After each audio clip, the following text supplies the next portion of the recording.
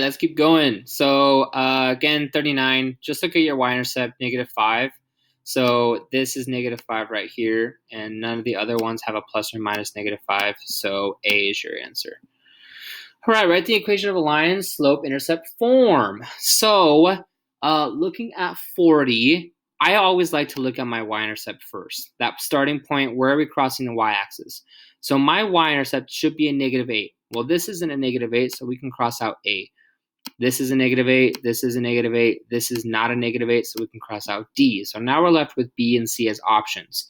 And I also know that this is going to be a negative slope because we're going down to the bottom right.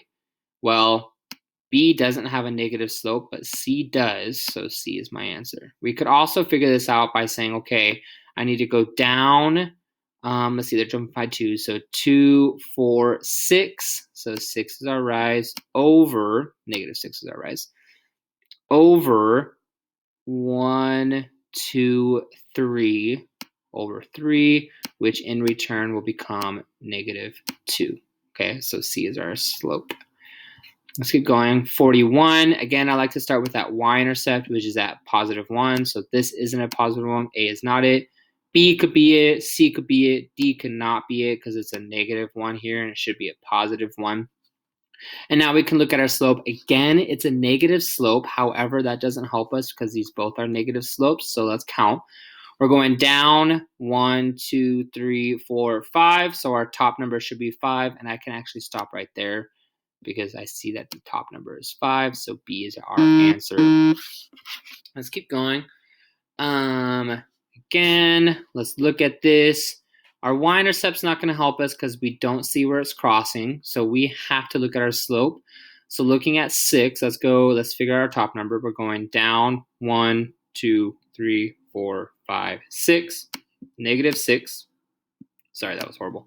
-6 over, so we can get rid of, well, we can definitely get rid of A because it should be negative. We can get rid of D because it should be negative. And then you're going to run 1, 2. So our slope should be -3, which is B, because we can reduce that down, right, y'all? All right, let's keep going. Write an equation representing a linear function.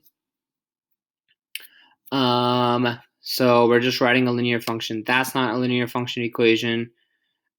C is not a linear function equation. D would be a linear function equation. E is not because it has an exponent. C is not because it's in an absolute value sign. A is not because x is the denominator of a fraction. I believe the rest will work. So let me double check BDF. Let me scroll down to my answer sheet. BDF 43, I think is what we were on, right? BDF.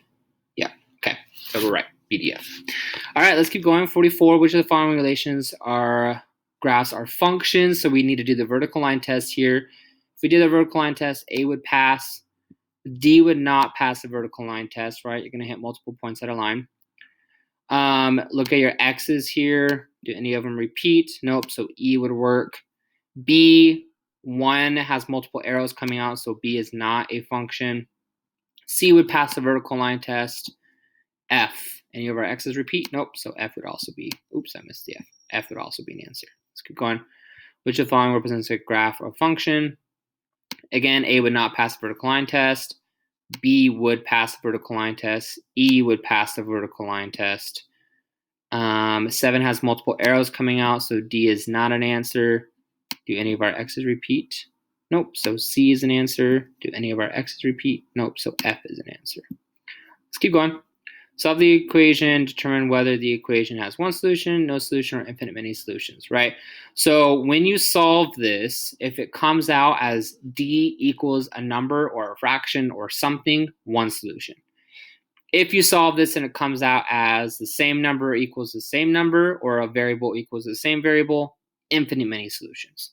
If you solve this and it comes out as a different number equals each other, no solution. Same thing for 47.